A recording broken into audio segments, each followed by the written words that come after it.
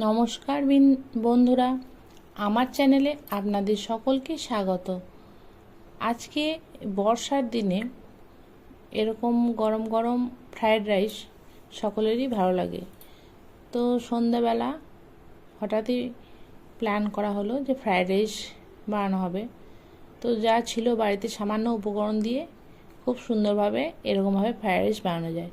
তো প্রথমেই আমি একটা হাঁড়ির মধ্যে জল গরম করতে দিয়েছিলাম, আর তার মধ্যে দিয়ে দিলাম গোটা গরম মশলা, তেজপাতা, লবণ। তারপর ভালো করে চালটাকে ধুয়ে কিছুক্ষণ ভিজিয়ে রেখে সেই চালটা দিয়ে দিলাম। ভাতটা 90% সিদ্ধ হওয়ার পর নামিয়ে নিয়ে ফ্যান ঝরিয়ে নিলাম।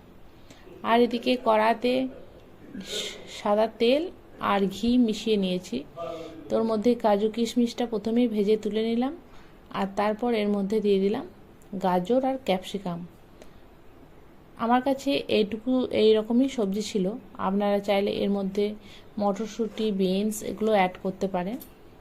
তো তারপর আমি এর মধ্যে যখন এটা ভাজা ভাজা হয়ে গেলে একটু লবণ দিয়ে দিলাম, আর তারপর আগে থেকে সিদ্ধ করে রাখা চালটাকেও আমি এর মধ্যে দিয়ে দিলাম, ভাতটা।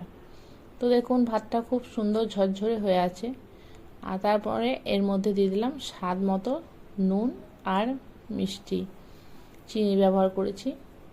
তারপর বেশ কিছুক্ষণ নাড়াচাড়া করার পর উপর থেকে কাজু আর কিশমিশটাও এর মধ্যে মিশিয়ে নিলাম, আর খুব ভালোভাবে তারপর এটাকে মিশিয়ে নেব। জালটা মিডিয়াম টু লো ফ্লেমে রেখেছি। যখন ফ্রায়েড রাইসটা হয়ে গেল, উপর থেকে আমি ছড়িয়ে দিলাম সামান্য গাওয়া ঘি। এতে ফ্লেভারটা খুব ভালো হবে, আর ভাতটা কখনোই গলে যাবে না। তো তৈরি হয়ে গেছে আজকে আমার ঝরঝরে ফ্রায়েড রাইস।